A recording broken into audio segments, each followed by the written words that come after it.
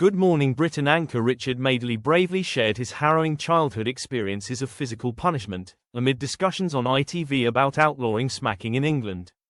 The seasoned host reflected on a time when the punishment was rife, noting it's illegal in Scotland and Wales but legal in England if it doesn't leave a mark. Richard recalled his childhood days in the 1960s being hit, commenting, "I was, repeatedly and painful. These days, it would have landed them in court, never mind a change in the law now, it was tradition. At school, we all used to change stories about how we'd been hit with sticks." Prompted by co-host Kate Garraway, Richard opened up on the personal effects of such discipline. "It made me absolutely determined never to hit my own children. I knew, even if the culture said it was okay at the time, I knew as I was growing up that this wasn't right.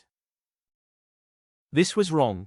I knew that the fear I used to feel when my father would go and get the cane because he'd done something minor and I was going to get hit 3 or 4 times with it, I knew that that was wrong."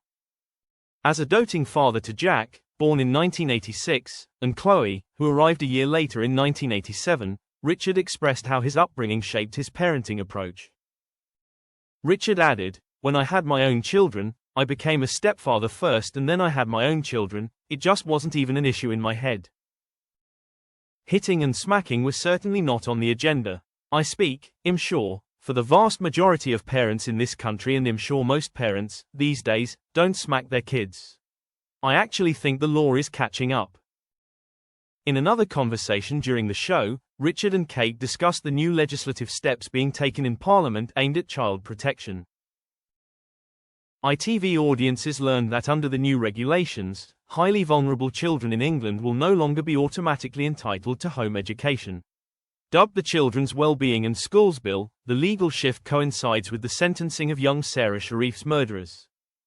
Sarah, only 10 years old, was withdrawn from school by her father shortly before her life ended in tragedy. Richard noted the decision left the young girl extremely isolated and exposed to danger. He went further to mention, this was despite teachers referring her to the social services.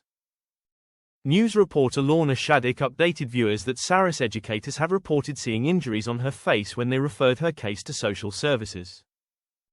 Nevertheless, her father was permitted to remove her from school mere months before she met a cruel end. This month witnessed her father Irfan Sharif and stepmother Bainash Batul convicted of her murder, while her uncle Faisal Malik faced conviction for allowing her death. Sentencing for all 3 is expected to occur this week.